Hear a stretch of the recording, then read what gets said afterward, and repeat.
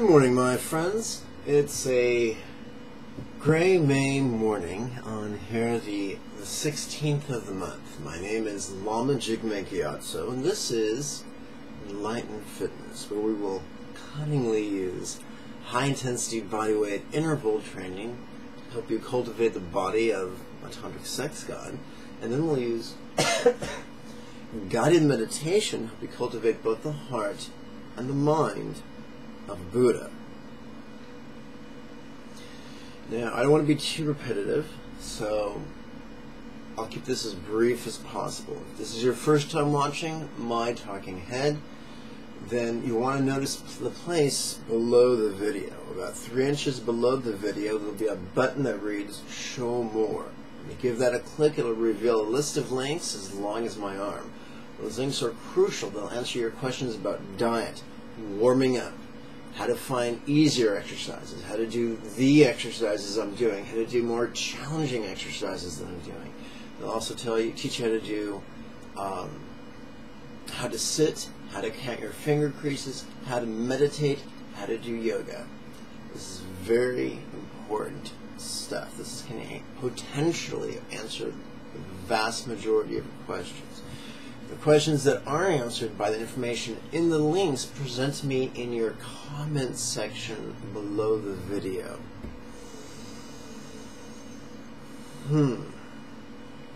Okay, before we start the actual exercises, allow me to remind you that 70% of health transformation and beauty enhancement are due to culinary choices. That's why the second and third links below the video are all about using the low-fat, whole food, plant-based approach. One uses a cooked food approach, one uses a raw vegan approach. Personally, I found the latter of the two to be much more rapid and to create much more radical, extreme results. It's kind of cool. If you eat like a gorilla or a giraffe or a rhino or an elephant, then you'll have the strength of a gorilla or a rhino or a giraffe or an elephant. But hopefully you'll be prettier. On that page, you'll find lots of great books that you can order from Amazon.com. If I could, I'd give them away for free, but I don't own the copyright, so I can't. Halfway down the page, you'll notice a box. In that box is a bunch of free stuff. There's links to wonderful resources and 2 free PDFs that you can download. Below that, there's even more. There are even more links to free YouTube and internet resources. So I promise you I'm not guarding the gates to your health with my greed. That's not it at all. Whenever possible, you're going to get the free information. For the past couple of videos, I've been chipping away at the second free PDF, written by a fellow named Harley, also known as Durian Rider. And this is the, gosh, what is it, the 4th page of the PDF. Allow me to read this to you. It begins with the rhetorical question. Does any animal in nature undereat? Ever watch a mosquito bite you? Does it fill half its belly for fashion reasons? Does it eat all it can and fly off a bit heavy and then go chill and digest and go about its mosquito business? Is there any animal on the planet that doesn't eat their fill? No. The animals that undereat in nature get eaten because they don't have the energy to fight, hunt, eat, mate, establish territory, etc. The humans that undereat, we call them anorexics, and they have the worst health out of any group, worse even than obese people. Anorexics have the worst digestion, depression, skin, personality, and fitness. When the human body is starved, it freaks out and gives us pain to let us know we are on the wrong track. If you didn't understand what I wrote, please grab some sweet fruit and enjoy it. That will knock you out of your ketosis, and then you will be able to concentrate better. A Tour de France rider I talked with once said, if you forget to eat at a mountain stage, your legs will feel like lead and you can't even add up 2 plus 2. Blood glucose to the brain is critical in being able to determine fact diet from fad diet. And we're going to continue a bit more on page 5. Do you feel like a crazy animal? Once I looked after a cute mutt that would do fast circles when it came back from a walk or a jog. The owner had told me that Mutt's tail chasing habit. First time out, Mutz was great, but as soon as we got to the door, Mutz was freaking, doing circle after circle for about 5 minutes. Mutz is a really fit-looking dog, race fit. Some people might say too thin, but I'd say race thin, and a very fit dog with a high metabolism. I did an experiment and gave Mutz as much raw dog food, meat, as it wanted. Mutz wolfed down the meal and just snapped out of the circle routine and was a different dog, totally relaxed. Some would say Mutz was drowning his emotions in his food.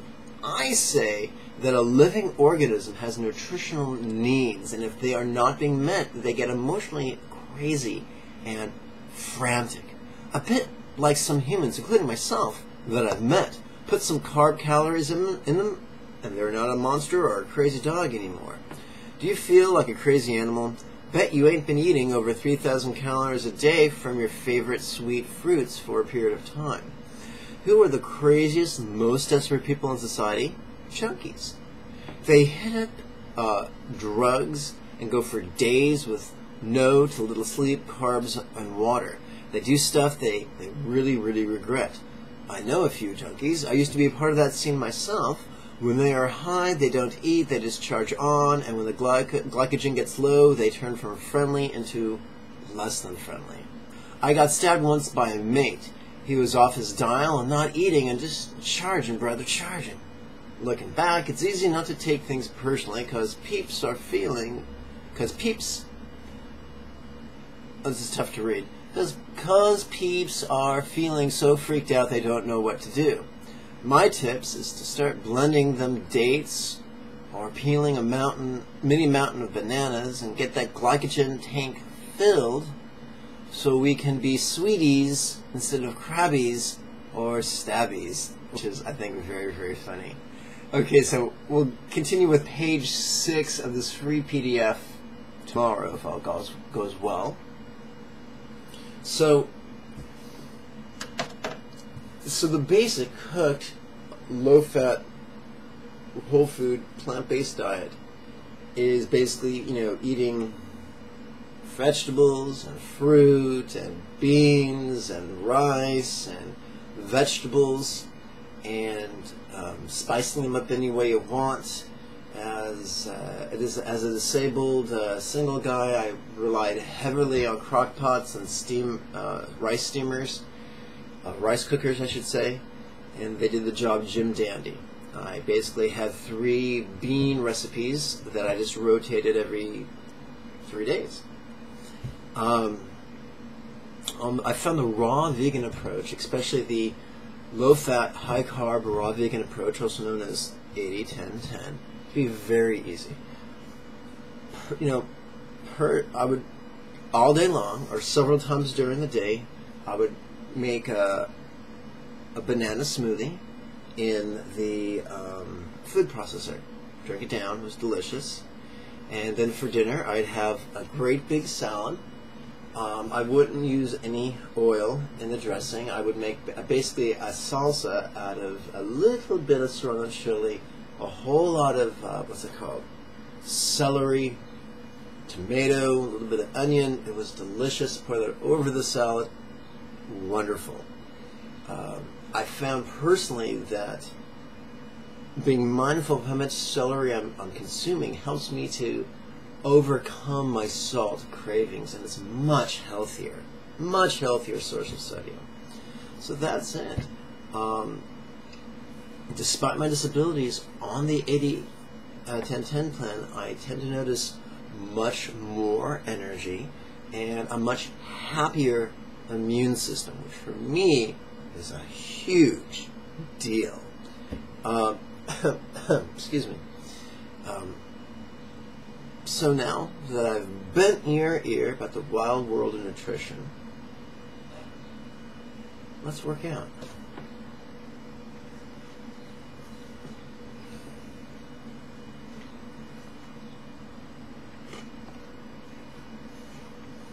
Of course, today we'll be working out under the watchful gaze of my neighbor's cat. We should get him a whistle and a clipboard so he looks more official, don't you think?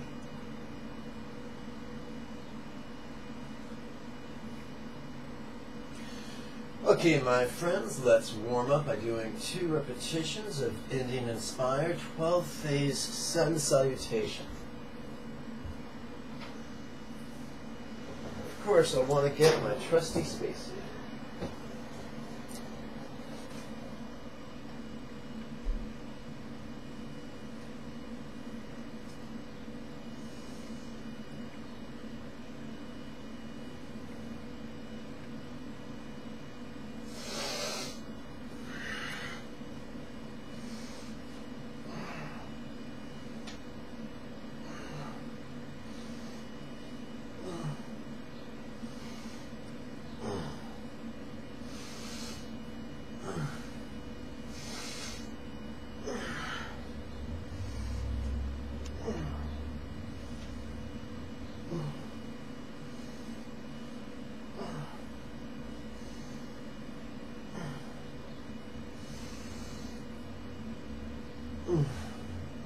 Okay, my friends, by the way, it doesn't have to be bananas all day. It can be dates, grapes, pineapple, it can be mango, it can be oranges, whatever sweet fruit tickles your fancy.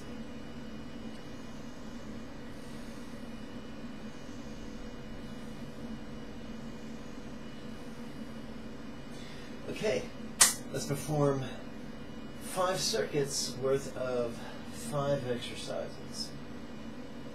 Kitty cat. Kitty cat.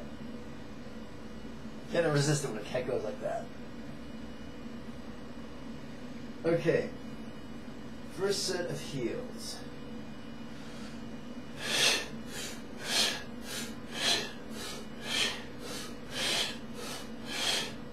First set of toes.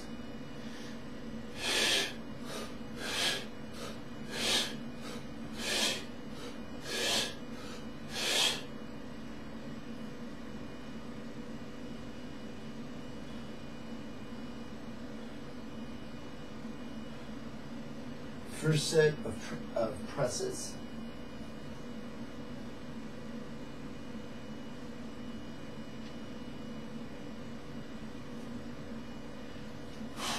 Uh-oh.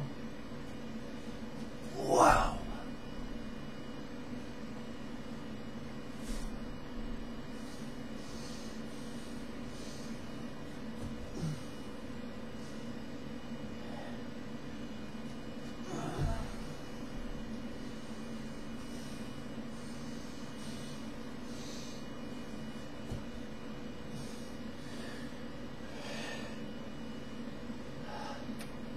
First set of thrusters.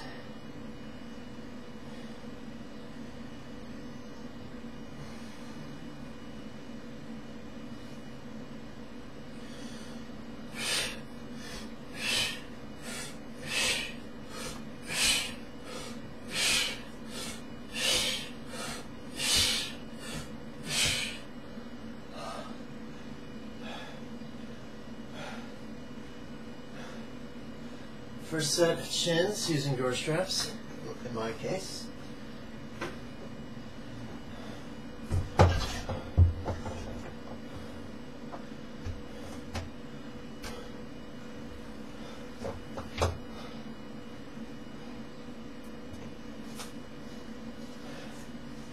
When doing chins, your fists are facing you, your palms are facing you.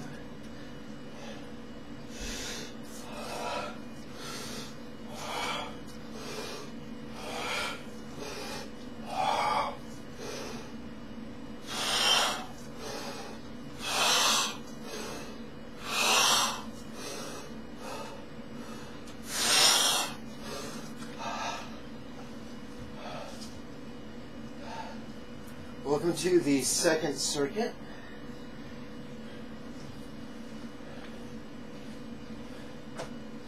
Second heels.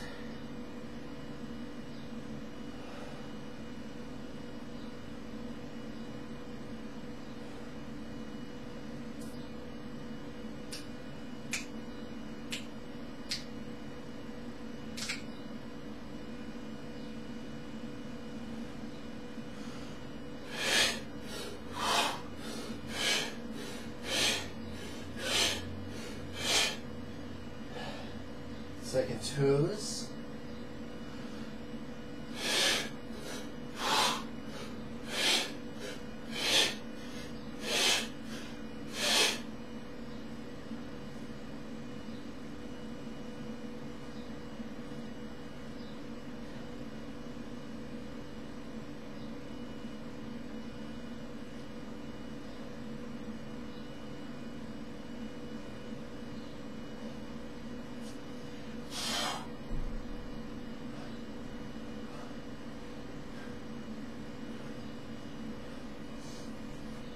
Oh.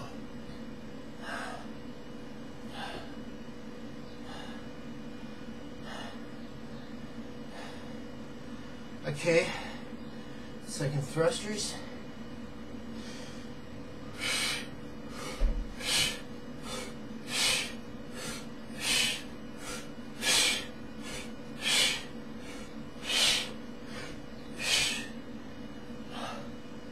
Whew. Second shins.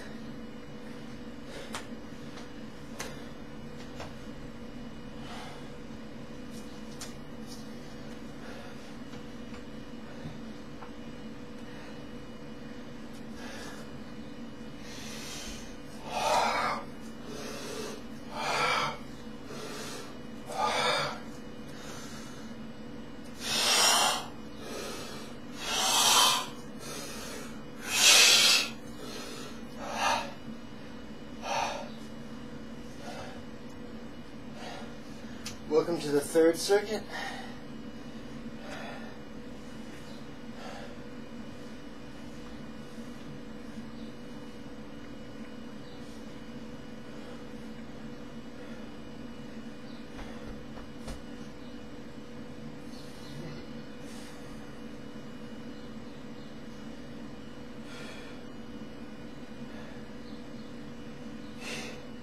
Third heels.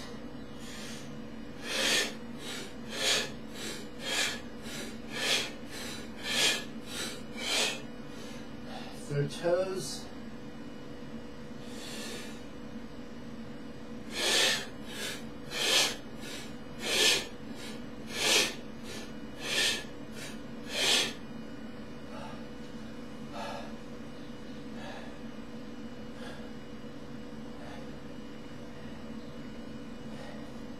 Third press.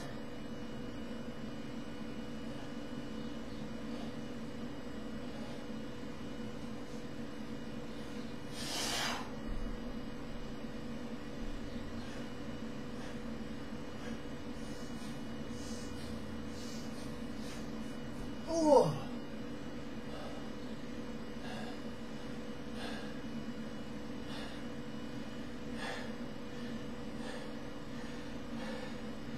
Third thrusts.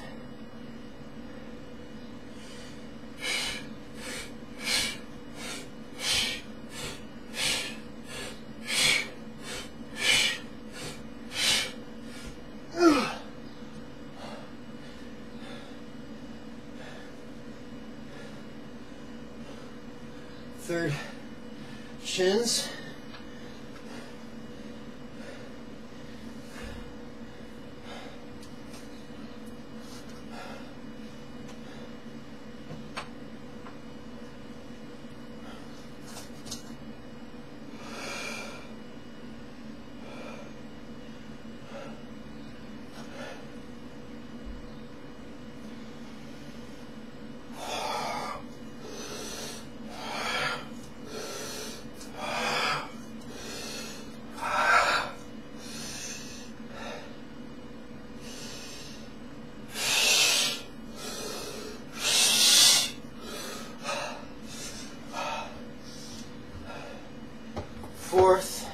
circuit.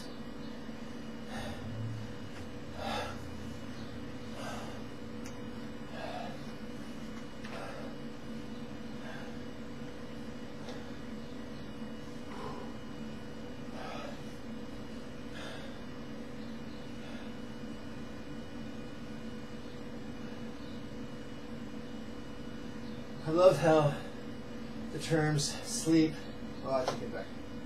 Sleep, drink, and free are all monosyllabic. And they're all crucial to your health. Fourth, heals.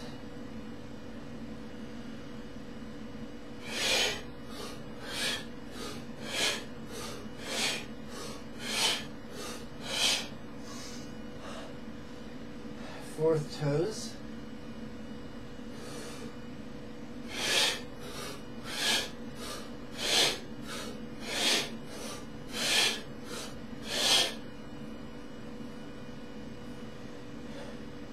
Fourth, oopsie. Fourth, press.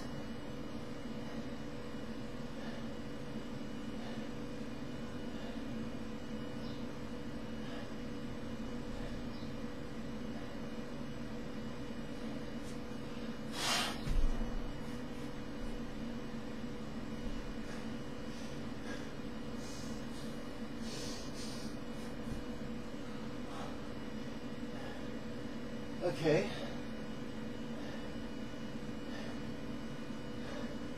Fourth, thrusters.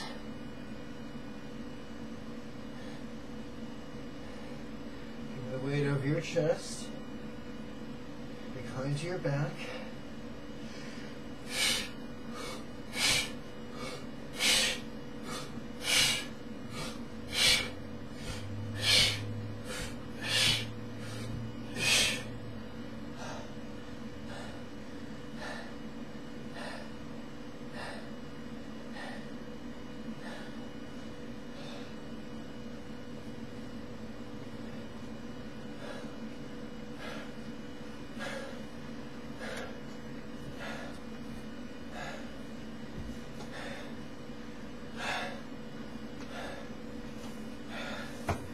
Fourth, chin.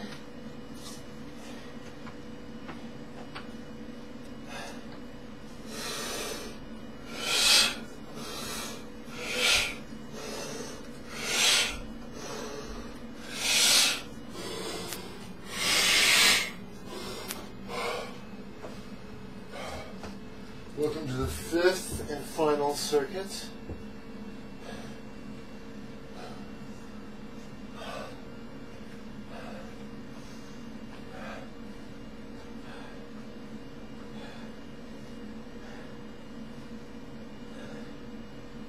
Fifth, heels.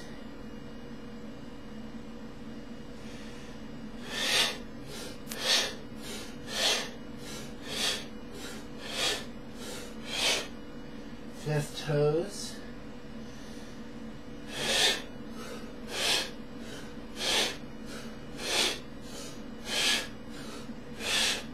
Really get the heart going.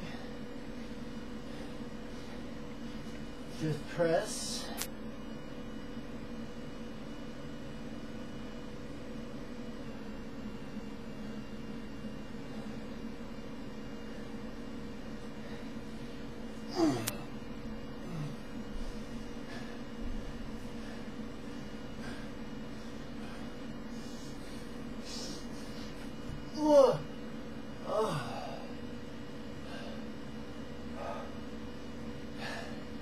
Fifth, thrusters.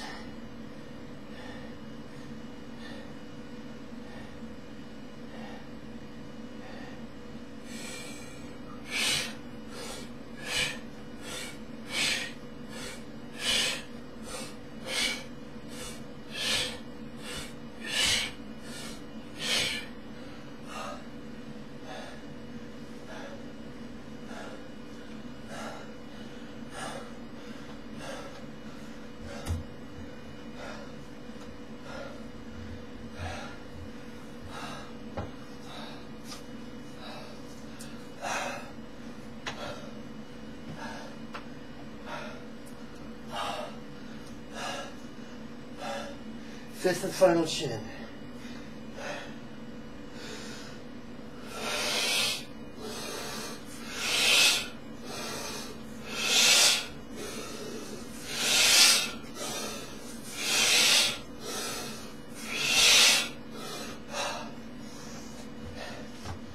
Take a moment to move the yoga blanket, which is great. It doesn't have any PVCs to muck about with the environment.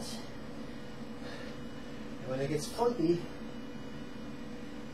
we can just put it in the washing machine. I don't recommend drying them. They can shrink, but they can air dry overnight. You know, you just throw them over the shower rail. Or is it rod? Something like that.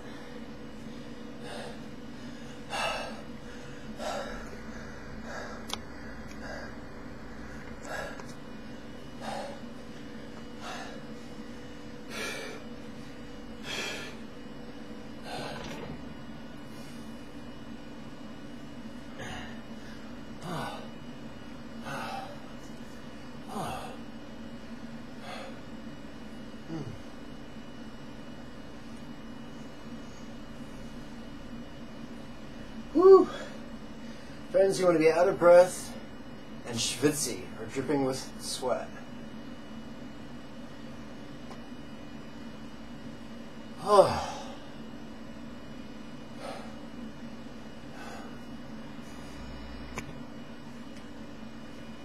Oh. Water, beverage of choice.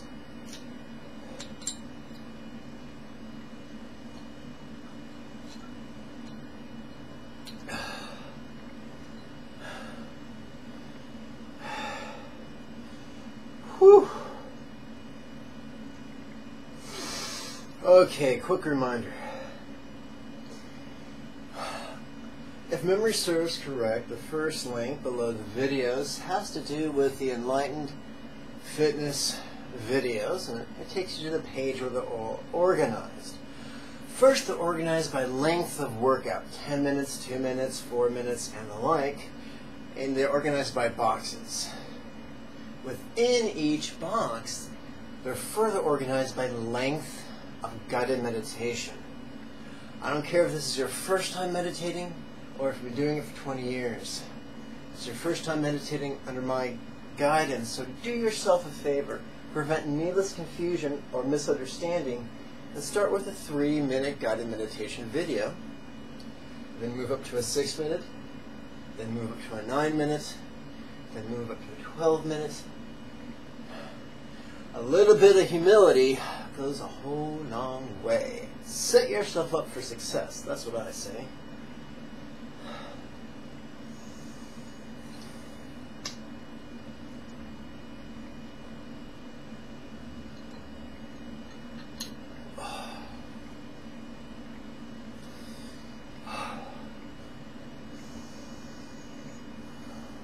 Before we do the meditation practice proper, I'm going to read to you from an English translation of a text about 300 or so years old. It was written by one of the founders of the Jigme Manipa movement. Jigme Manipa can be translated as non-sectarian devotion to the Buddha of compassion. It's been said that Jigme Rinpoche studied all the tantric systems in the lands of the snows, which is Tibet. He found no mantra easier or more effective than the 6-syllable mantra, Om Mani Padme Hum, and so he made that the very center of his practice. Although it's doubtful whether he studied the Sakya or Gelug traditions, it is certain that he studied both the Kagyu, also known as Kagyu, and Nyingma traditions. Hence the title, The Union of Mahamudra and Dzogchen. That's the translation of the commentary. The root text is entitled The Quintessence of Spiritual Practice, the Direct Instructions of the Great Compassionate One. So, yesterday we began reading the Song of Thinking of Impermanence as well as Cause and Effect. We're going to continue with it. Remember, this is written by a man who was more fundamentalist than he was liberal. So this chapter tends to be a bit scary.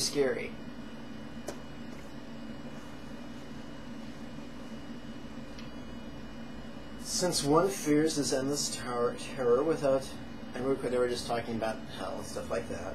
Once again, the fundamentalist view of hell as punitive experience for not leading a good life in this life, as opposed to the liberal experience that says hell is a metaphor for a certain category of sufferings that we all experience all the time. The fundamentalists tend to view the 6 classes of samsara as literal destinations, punitive or reward destinations for our next life, whether we take rebirth in the hell realm, the hungry ghost realm, the animal realm, the human realm, the titan realm, or the god realm. A liberal views that simply not as a place of destination, but the experiences we go through every week, if not every day. Every day we go through, some of these things that anger us, things that make us feel unsatisfied, things that frighten us or exploit us. We endure things that we endure as we go through life. Typical mundane sufferings like birth, old age, sickness, and death, and their related fears, as well as toil and sometimes lack. We also go through jealousy, and we go through pride. All of us are subject to the full palette, full spectrum of human emotions. So from a liberal point of view, this is just a way of exploring our sufferings to develop renunciation, and sufferings of others to develop compassion. Let's continue. Since one fears there's endless terror without any chance for escape, one should shun misdeeds as if they were poison and follow these sacred teachings which bring benefit as if they were the antidote. Venerate the 3 jewels, the supreme protection. In this context, the 3 jewels are Buddha, Dharma, and Sangha. As a liberal, I received the second download to present an extensive prayer of refuge in bodhicitta. Eternally we take refuge in the possibility of Buddha's liberation from the tyranny of suffering in the tools of his teachings and in the assistance, guidance, and example of his higher students, such as my teacher. For the benefit of every living being, may I accomplish that which the Buddha of compassion has accomplished. So that is a more liberal view of taking refuge in the 3 jewels. Regardless of whether Buddha existed or not, regardless of whether we believe it or not, the idea of Buddha is inspiring. The possibility of Buddha and his accomplishment is what we take refuge in. We explore that he did not that his accomplishment was not the escape from the presence of suffering, but escape from the tyranny of suffering. And that helps us set a realistic expectation. We realize that his Dharma are not scholarly treatises to be debated, but practical tools to be applied to our lives. We recognize that the value of senior practitioners from the path is that they can guide us both by their example and by their advice. And so we're taking a very pragmatic, down-to-earth view of this 3-jewel idea. Let's continue. If you don't understand the meaning of what I have explained here, look then to these examples which are obvious. Even when the present kings assemble their armies, it is hard for them to gather more than 30,000. Also, it is rare to find more than 300,000 human beings in one vassal kingdom. Bear in mind, we're talking about the 1700s, folks. The number of insects in summertime, and by the way, we're talking about 1700s in a remote Asian plateau. So let's continue. The number of insects in summertime in just one single mountain slope far surpasses the amount of humans in the domain of a great king. Likewise, the number of ants in a single anthill is greater than all the troops of a great leader. To see whether or not a human form is hard to find, think of this previous example. This infers the fundamentalist teaching that because it's so rare to take a human birth, number one, you should make the most of it. Because if you don't, so teach the fundamentalists, if you don't, you won't take a human birth again. The problem with that thinking as a liberal is that it fosters fear. Fear sows the seeds of resentment, and hate is poison. It will not help us progress. It will act like a roadblock on the path. As a liberal, I view human life as this. Everything I experience in this human life, whether it's glorious or whether it's grotesque, everything I experience is a contemplative opportunity. So make the most of it. If someone makes me sad, if someone makes me angry, if someone frightens me, rather than hide from the fear or the rage or the sorrow, make the most of it. Bring it into the spiritual path so it can, at the very least, it can feed my love and my ability to let go. If something good happens, if I experience the pleasure of a beautiful sunset, or the pleasure of hearing a cat purr, or the pleasure of exploring tantric sex with a worthy partner, I can use various mental yogas to take that pleasure and convert it to enhancing my good karma, enhancing my love for all living beings, and enhancing my wisdom of letting go. So whether it's glorious, whether it's grotesque, make the most of every opportunity, for they are precious tools. I used to think that the difficulties in my life were hurdles I had to leap over before I would practice. And my teachers had to explain to me, no, the hurdles, the challenges in your life are the best part of your practice.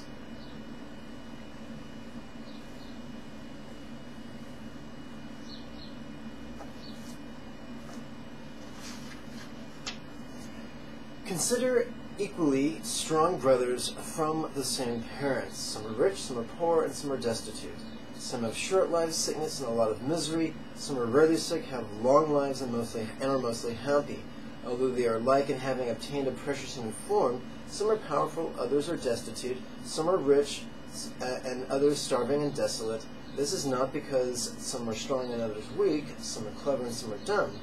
Examine this to see that it results from the karma of past lives.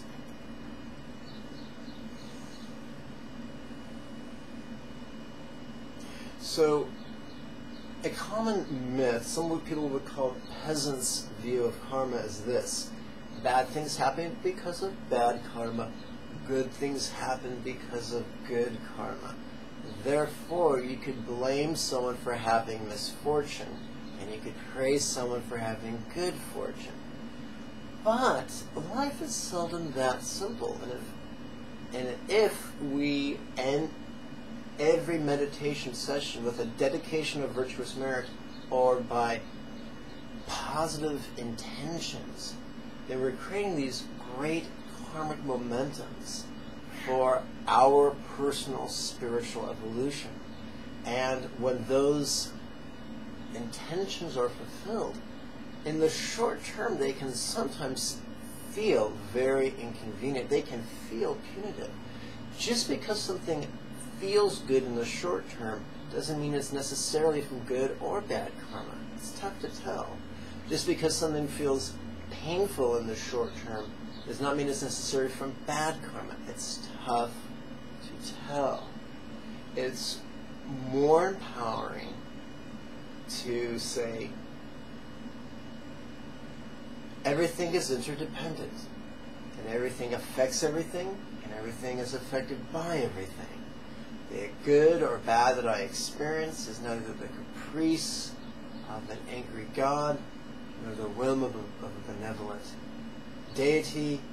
It's simply the play of cause and effect, which is vast and at times unknowable.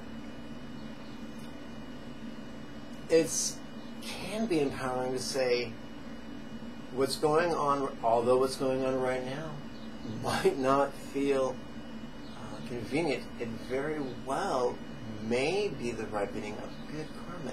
It may very well help me to accomplish the path, especially if I bring whatever misfortune I experience into the path of compassion and wisdom. Let's continue.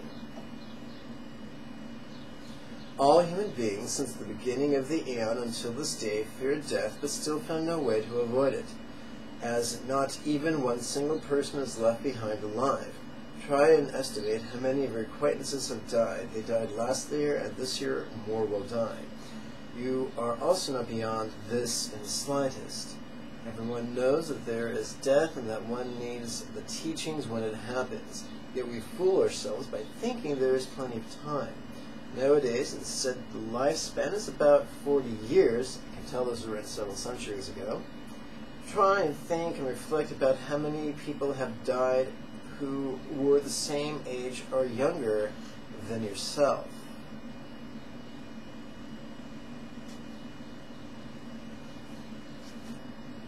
Still, we think we won't die right away. We spend our time on defeating enemies, taking care of relatives, making preparations, and taking pleasure in misdeeds.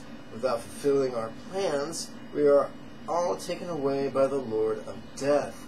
Realize that you are not exempt from this and practice the perfect Dharma. As a disabled fellow, impermanence looms in my life in a glaring and undeniable manner. And the thought of death is really inconvenient because I have so many goals, even noble goals, that have still yet to be there's so many tasks that have yet to be completed. And while it's good to cultivate compassion, love, and try to do noble tasks, it's also important to practice the wisdom of letting go of their certitude of their completion.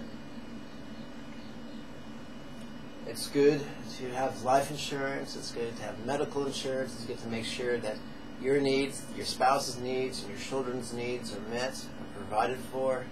It's great to plan for your children's wedding or your grandchildren's wedding.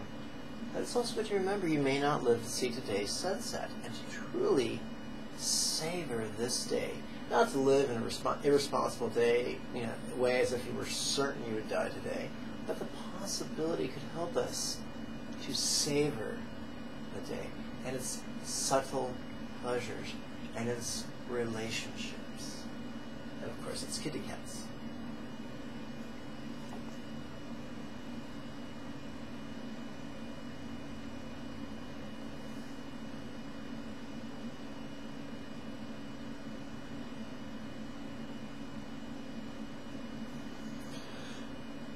The method for intending to practice, for entering the teachings, and for reaching perfection in the teachings is the pure teaching on sincerely contemplating death. If you do not take the thought of death to heart, your Dharma practice will only stray into self-aggrandizement and the performance of rituals for pay. The profound advice is to take to heart the thought of death 3 times every single day. That's why my second quarter students, and of course I'm referring to the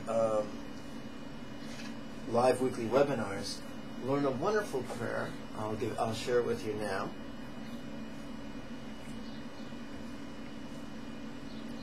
Great Lama Chenre Zig, constant and perfect protector who knows all things. It is extremely important to make the most of the freedom's opportunity. Oopsie, got ahead of myself.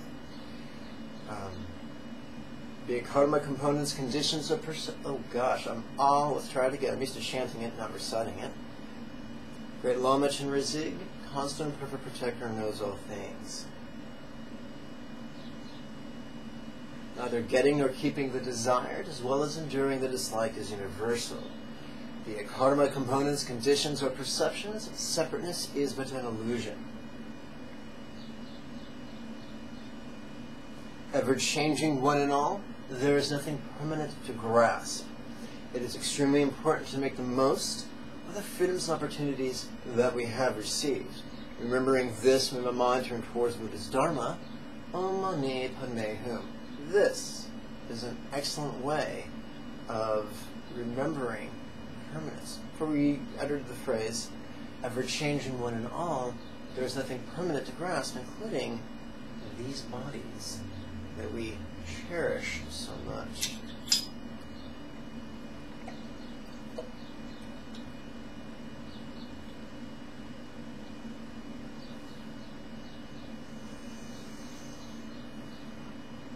Another way to remember our impermanence is with a simple contemplation.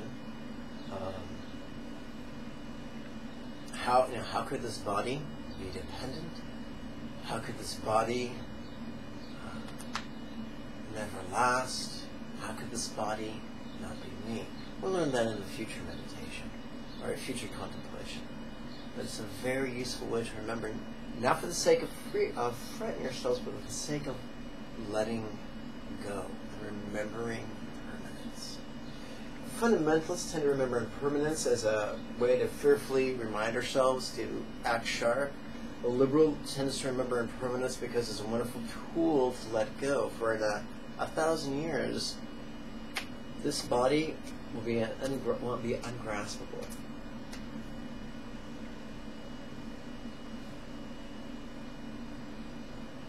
All right. So today I intend to lead you on a 9-minute guided meditation. The meditation at the 3-minute mark and the meditation at the 6-minute mark will be a review of what we've already covered.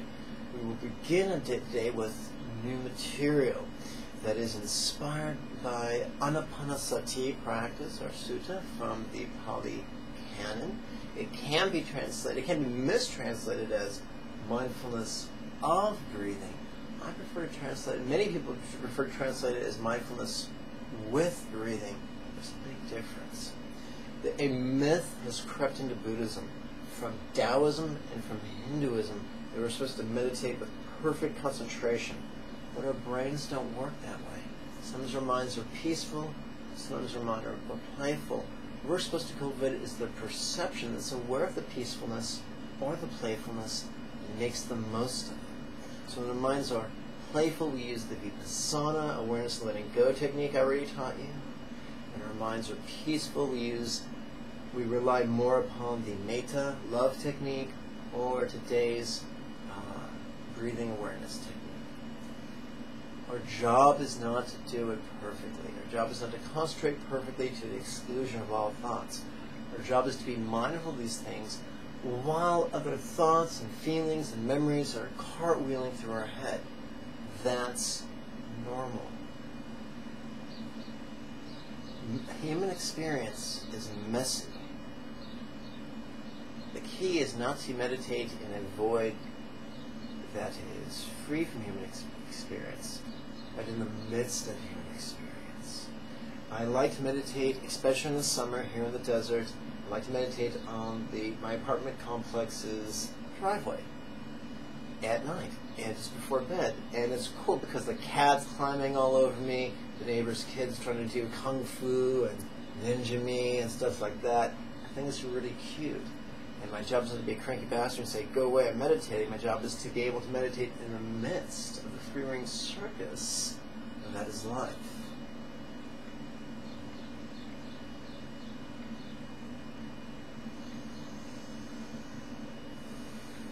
So find a comfortable sitting position. Left hand in lap, palm up. Right hand in left, palm up. Thumbs do not touch each other. That's a Taoist myth that crept into Buddhism. That the thumbs do touch each other, but they don't. Buddha never taught that.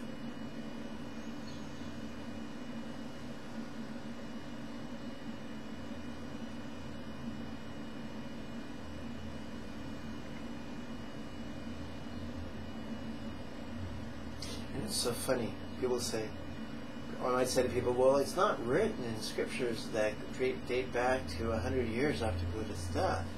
And they'll say, yeah, but they're found in commentaries that are written 1,000 years after his death. Do you notice a pattern?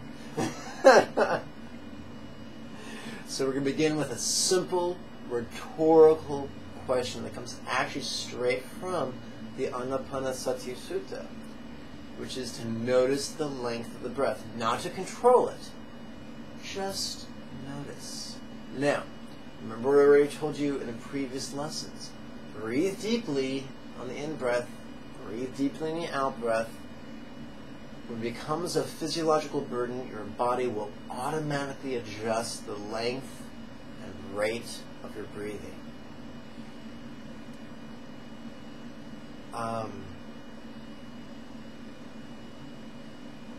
So it could be said that starting your breathing deliberately in a contrived way is just a way, kind of like pushing off when you're riding a bike. You know, pretty soon other forces will kick in. It's just to initiate the process. There's no need to be perfectionistic because you can't do it perfectly. Life is messy, and so is meditation. So simply be aware of what's going on and learn to make distinctions. How long breath on the in-breath, releasing on the out-breath. These are rhetorical questions, we don't answer them.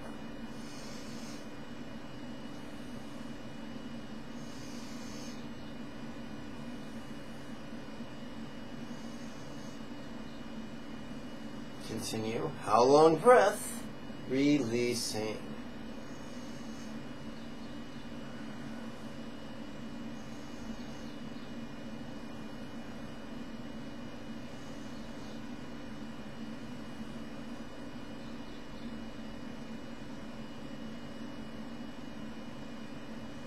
How long breath, releasing.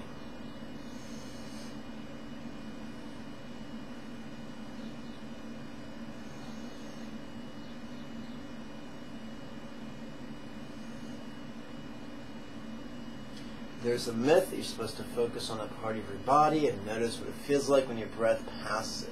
Some people call it the nose tip, some people call it the nostrils, some people call it the lungs, some people call it the belly, some people follow the breath all the way in, some people follow the breath all the way out. And the answer is no. Don't glom onto the breath. Just recite the question on the in-breath, recite the question on the out-breath, be aware of the breath, be aware of the body, be aware of your emotions, be aware of the thoughts, be aware of what's going on. If the cat's jumping in your lap, you can feel the cat jumping in your lap. If you have a kid and they're tugging at your sleeve, you can feel your kid tugging at your sleeve. Our job is not to tune out of life, but to be fully present in life, whether it's peaceful, or playful, or a three-ring circus.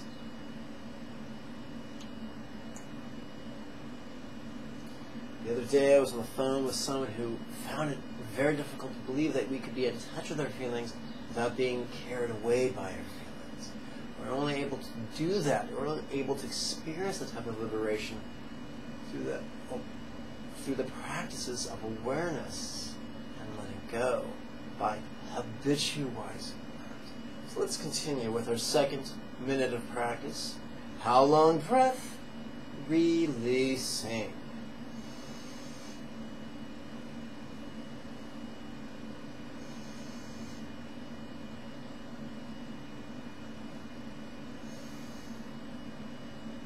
Of course, the answer is the key is not to believe one way or another, for the rigidity of belief is in itself a trap. The key is to simply desire. We don't need to know whether it's ever been done or whether it can be done, but to simply desire that it could be done, that we could experience the liberation that is free from the tyranny of our circumstance. How long breath? Releasing.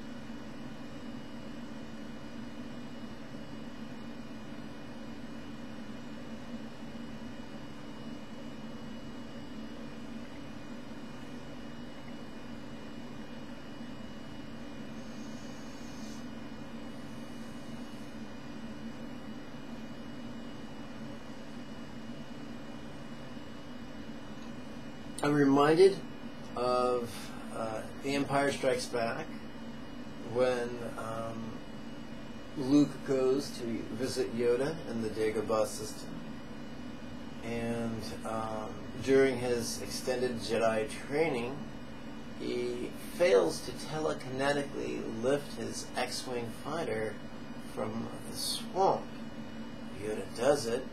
Luke is flabbergasted and says, "I don't believe it," or something like that. To which Yoda responds, and I'm going to paraphrase, "And that's why you failed." To adapt this to the liberal perspective of the Buddhist teachings, if we have trouble even conceiving, even imagining, even desiring, daring to desire that we can experience liberation, it's because, well, as Morpheus said to Neo, Morpheus said, "You are a slave, Neo, in a prison constructed for your mind." Of course, that was a paraphrase. If we cannot wrap our minds around the mere possibility of liberation from the tyranny of circumstances and conditions and our body and our emotions and our thoughts and our memories and our hopes and our fears, that is because we are a slave to our preconceptions. We cannot break the bonds of that servitude by mere intellect or willpower alone. We must use techniques and methods. The techniques of compassion letting go, the techniques of awareness letting go, can cut through our preconceptions like a hot knife through a vegetable shortening.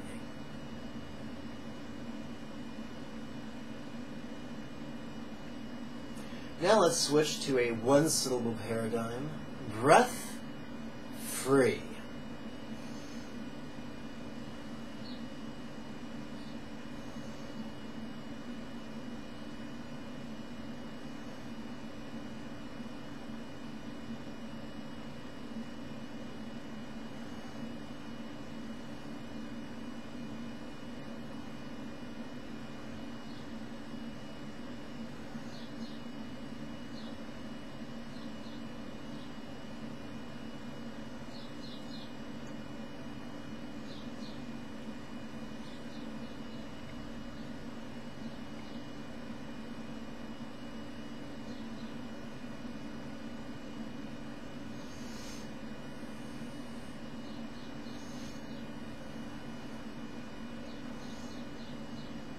So there's the playfulness. Yes, I'm aware of the breath, but I'm also letting go of it. That's the magic of Buddhism. Not just concentration, but awareness and then letting go. Concentration refers to something manipulated, something contrived, something artificial. Awareness is a very spontaneous and natural human function. Spontaneity, path of the organic, will lead you to where you want to go. Much more assuredly than the path of contrivance.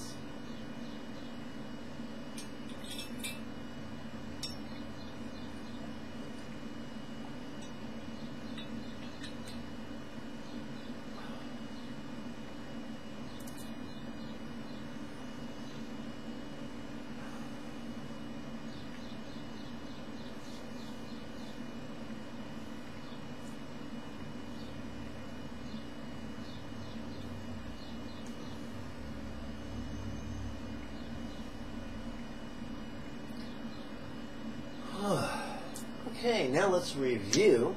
Now let's prepare for the second 3 minutes of our guided meditation, where we review the metta meditation that we played with yesterday. Excuse me. So, yesterday we played with the loving kindness that intends to lavish all living beings with greater joy.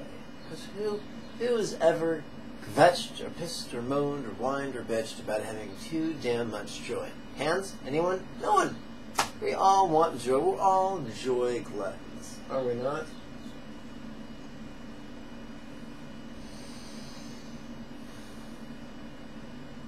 There are many wonderful things we can give people as an act of love. We can give people health, wealth, the perfect twin flame or highly compatible love partner. We can give people wisdom and peace and love. But the most fundamental thing we can give people is joy. I'm reminded of a wonderful line that I'm going to brutalize and paraphrase from Jane Austen's Pride and Prejudice. And it's when the elder sister turns to the protagonist, Elizabeth, and says, "Has anyone ever died from too much joy?" And the answer, of course, is no one. No one. No one. Joy is wonderful. So let's give everyone some joy. And of course, karmically speaking, it could be argued, even by the Dalai Lama, that by intending to give people joy, by exercising that intention, we're creating the karmic causes for us to receive that joy. And so you could say, oh gosh, couldn't that feed my self-serving? Yes. In my personal greed for more joy, I can exercise the intention that every living being in every world of the multiverse receive more joy. And you know what? That's still productive. That's still going to exercise our muscle of loving kindness. Even with the world's worst possible motivation, it's still profoundly beneficial. And that reminds me of a simile I was taught by some Chinese teachers, and it goes like this. If you light a match and set it upon an ice cube, eventually the ice will melt due to the match and extinguish the flame. Likewise, if you do something with an ignoble motivation, and that something is strong enough and spiritual enough, it'll heal the bad motivation. So if you practice loving kindness with a selfish motivation, the power of the loving kindness will not be dampened, and it'll, in fact, eventually transform even the worst of emotions. Which is, now, is that dogma to be believed? No. But what an empowering possibility to explore and play with, like a kid with a new toy.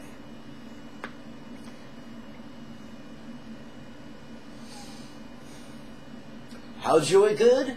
Releasing.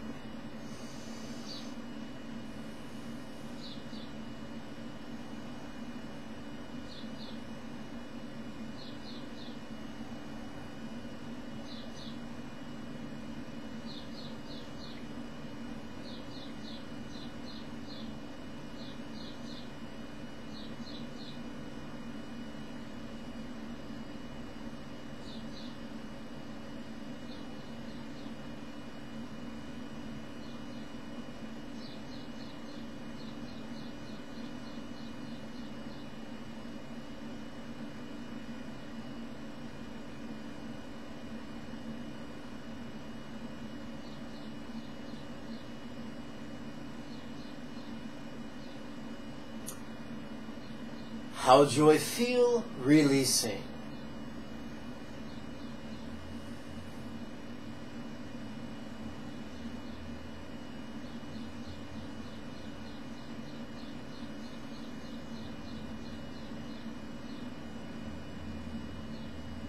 Begin by indulging our selfishness, by accessing the spontaneous momentum of our selfish greed. Now to me, give great joy.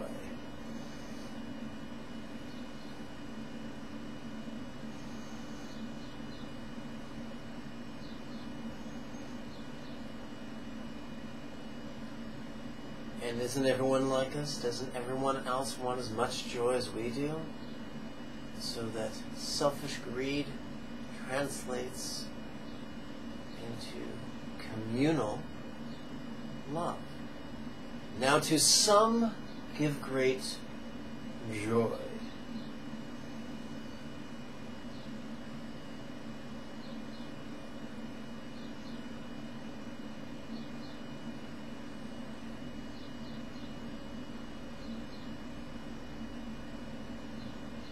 Now communal love translates into global love. Now to all, give great joy.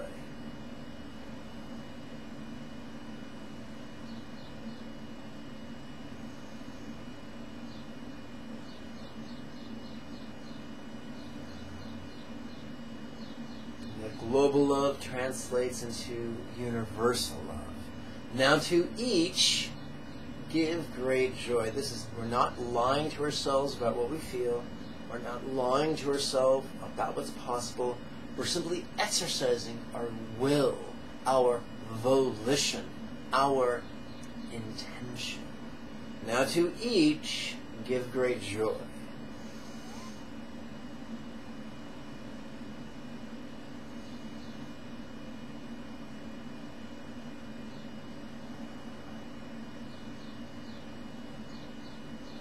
Now relieve the three-syllable paradigm and drop it down, drop the bass. And we're going to drop it down to the one-syllable pattern. Each joy.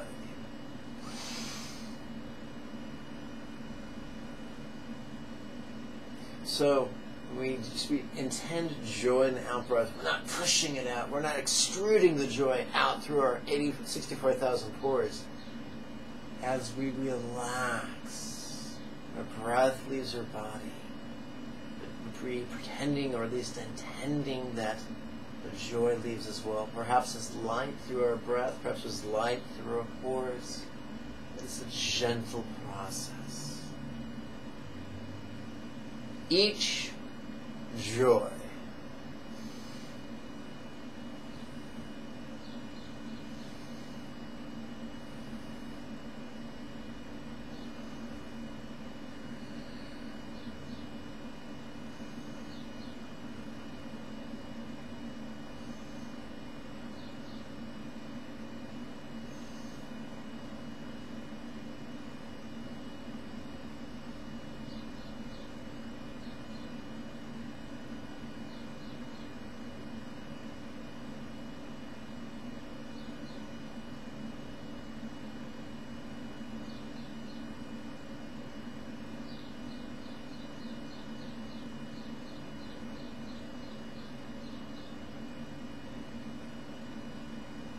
And this brings us to our third set of 3 minutes.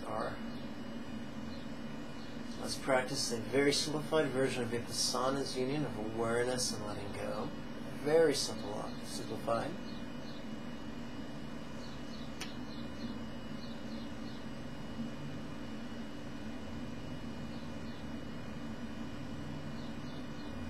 What's seeing, releasing.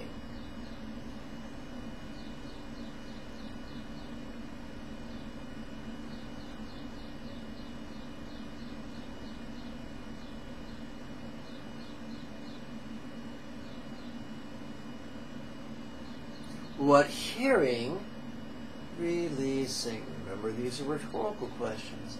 They work best if we don't even try to answer them. Just focus on the words.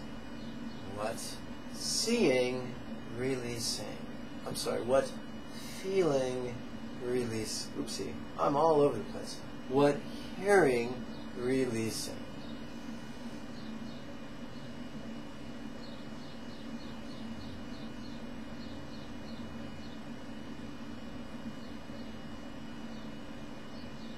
And now, what feeling, releasing.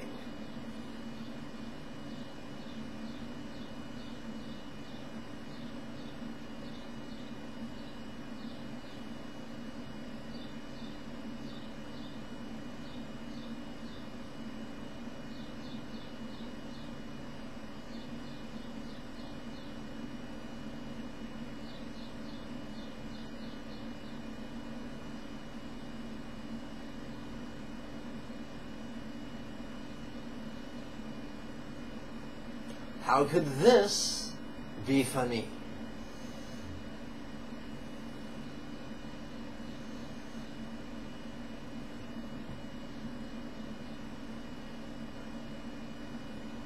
Kitty Cat has made a fort underneath the bed. It's hysterically funny.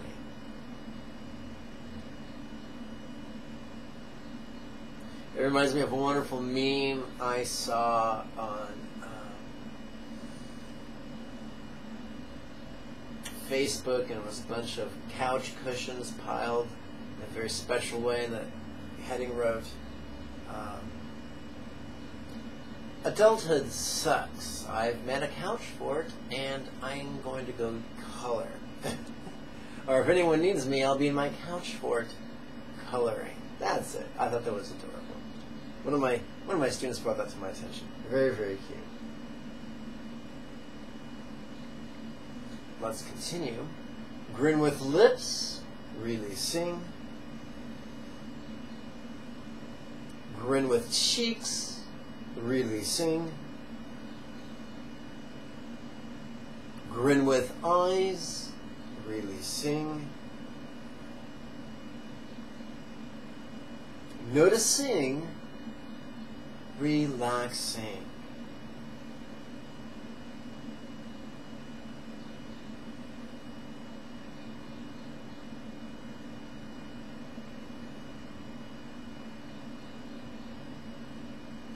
For the final minute of practice, we're going to drop down to the one-syllable paradigm. This ease.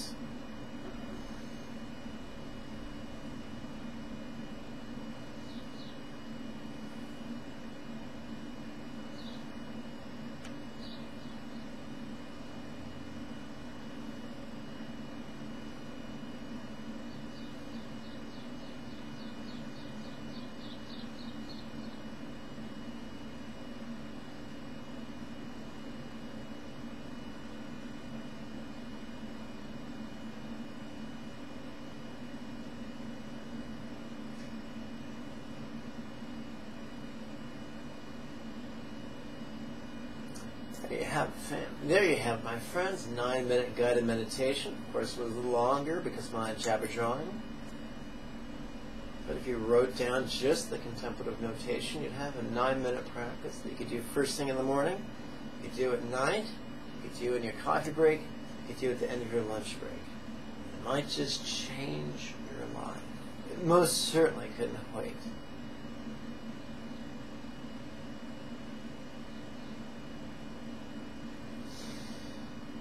I now invite you to join me for a gentle set of geriatric yoga that comes to us from the Gedlik tradition that we call untying the heart's knots. Please sit erect and lace your hands behind your tush. Please open your chest, twist to the left. Why give wise, releasing.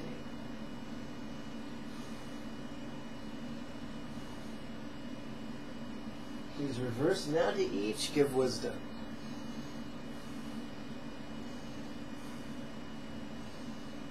Back to center, please release the hands, place them in the lap, swing them out and overhead, please bend to the left.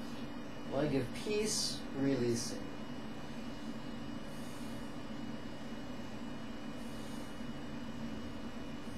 Please reverse now to each, give great peace.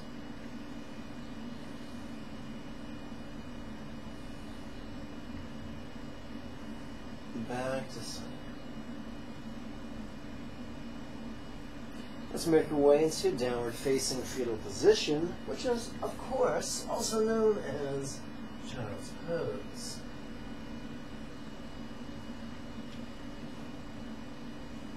Give to each, love for all.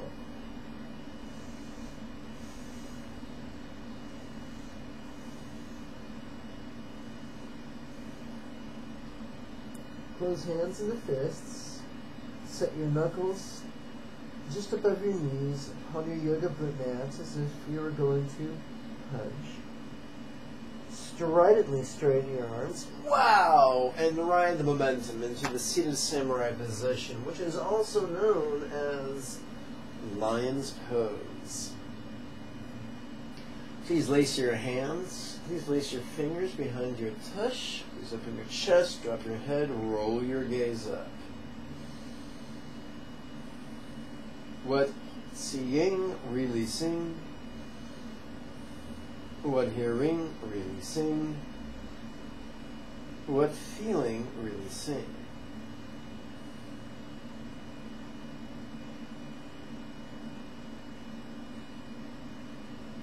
Please release your hands.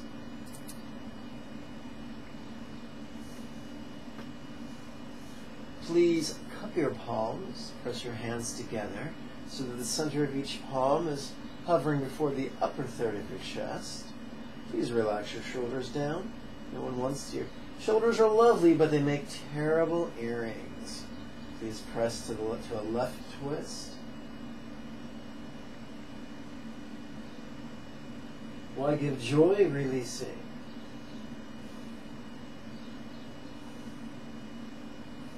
Back to center. Please press into a right twist.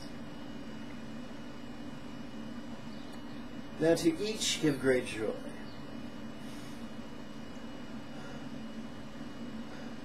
Back to center. Let's make our way to the hands and knees position in preparation for cat-cow asana. Open mouth, slack jaw. Now to each give comfort.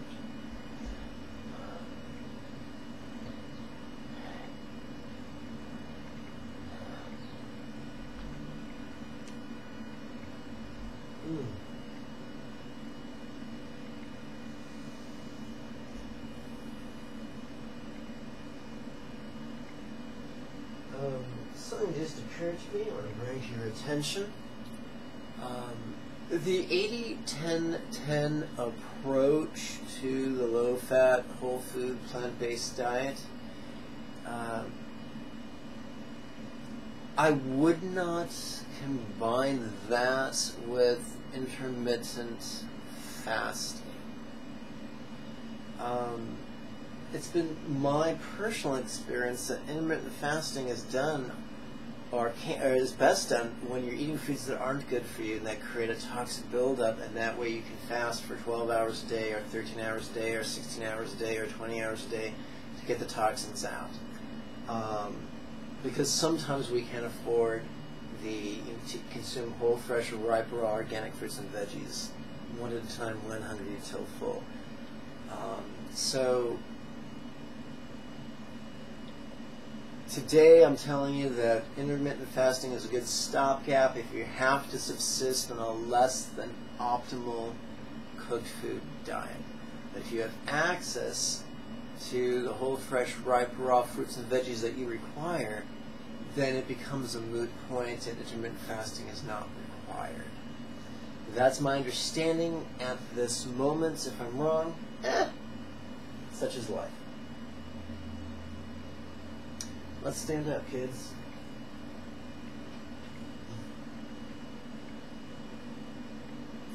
Let's place our weight upon the major and minor ball of each foot behind the big and little toe, heels off the ground, subtle bend in our knees, hips thrust forward, hands laced behind our tush, chest open, head dropped, gaze roll up.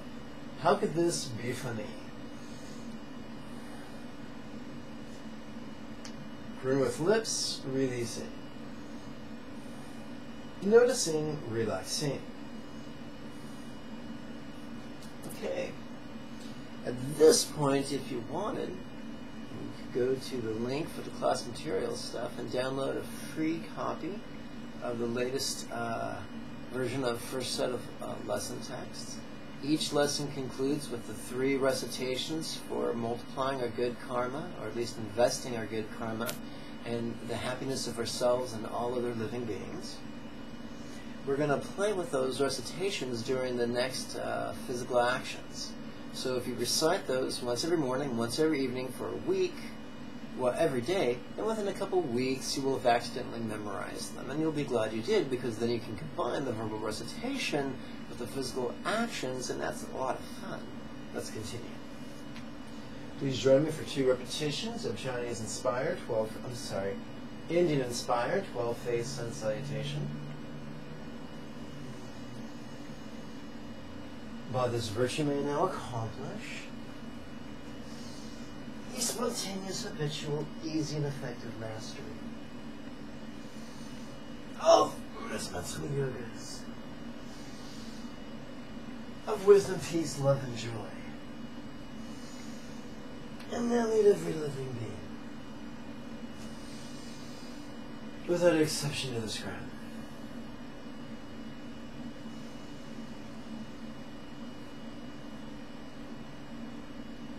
May everyone be healthy, wealthy, and happy. May everyone practice skillfully and joyfully, and accomplish joys of this life, and then help many others do likewise. For truly that is the meaning of life. Om Mani Padme Hum. Whoops, almost forgot. Let's conclude with 2 repetitions of Vietnamese inspired vows. May I always be cared for throughout all my lives by the Buddha of compassion emanating as my kind teacher. And as such, may I always enthusiastically and joyfully tread this excellent path praised by the conquerors.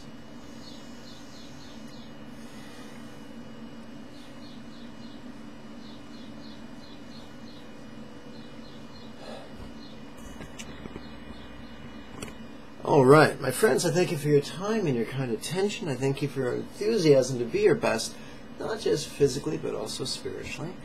Of course, I thank you for your support. May you and yours be healthy and happy. Om Mani Padme Hum. Before you go, I'd like to remind you to please hit the subscribe button as well as the like button and the share button.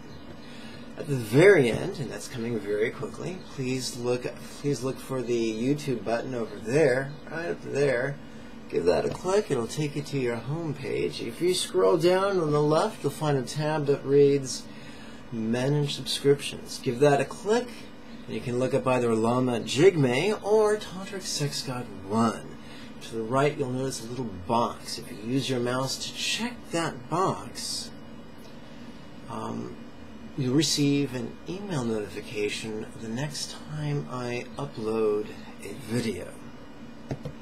Pardon. Hey, remember those links I told you about below the video? You could use one of those links to help keep this month fed, which is awesome, but not mandatory. There's another link that you could use to register for the next series of live weekly webinars. When do they begin? Tuesday, the 2nd of July. I'll see you then. Bye-bye.